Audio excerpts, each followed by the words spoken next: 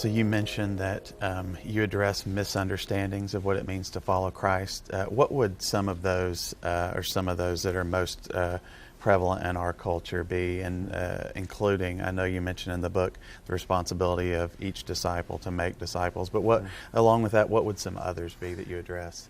So that's good. When I started to write Follow Me, part of me, I'd written in chapter 5, Radical, talked a good bit about disciple making, and I wanted to write a book more intentional about disciple making. And I actually started writing, okay, here's how we make disciples biblically. What does this look like? And Jesus and his disciples in the book of Acts and New Testament, whole the New Testament, what does this look like? But then I felt like, as I was writing, I felt along the way, like, I feel like I'm trying to cajole people to make disciples. Like, we need to do this. The more I thought about it and the more I looked, especially in the Gospels, when these guys stood on a mountain in Matthew 28 with Jesus, they didn't have to be cajoled into making disciples. Like, they had seen him die on a cross, rise from the dead. I mean, these guys were ready to make disciples. They had to be told to stop and wait because they were going to mess it all up if they didn't have the Spirit inside of them.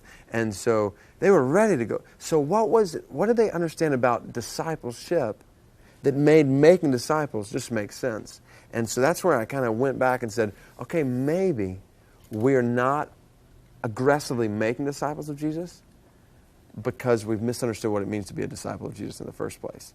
And so there's definitely, I am burdened, no question, by the reality that scores of people in our culture and in contexts around the world, scores of people culturally identify themselves as Christians who biblically are not followers of Christ.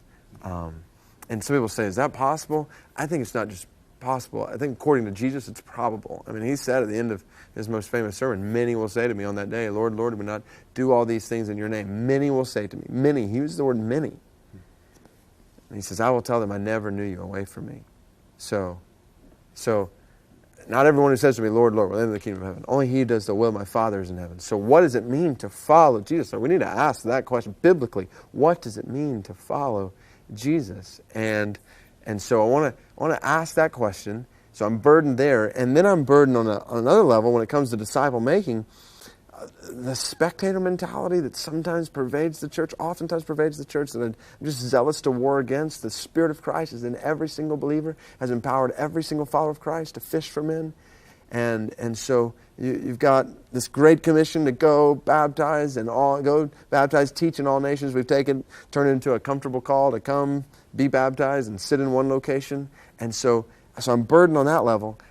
I think those burdens go together. I think maybe one of the reasons why we're not actively, urgently making disciples in our lives is because we've misunderstood what it means to be a disciple in the first place. And so my goal in Follow Me is to show what it means to be a disciple, and at every point tie disciple making to that. So as Jesus transforms our minds, what we believe, then, okay, we can't help but to share this gospel. Like, do we believe people around us are going to hell without Christ?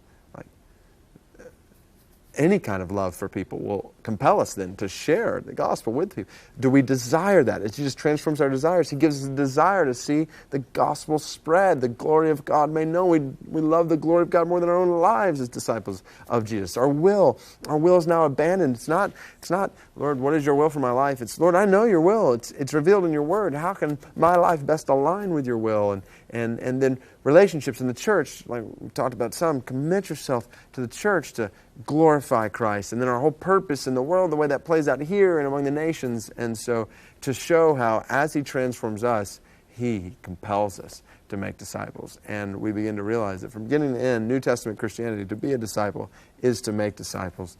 Again, how that looks in different people's lives in different ways, but sharing the gospel, leading people to follow Christ, showing people how to follow Christ, teaching them to obey Christ. This is something we all do as followers of Christ. And I think we'll only do that with zeal and urgency that Scripture calls us to when we understand what it means to be a disciple in the first place, biblically.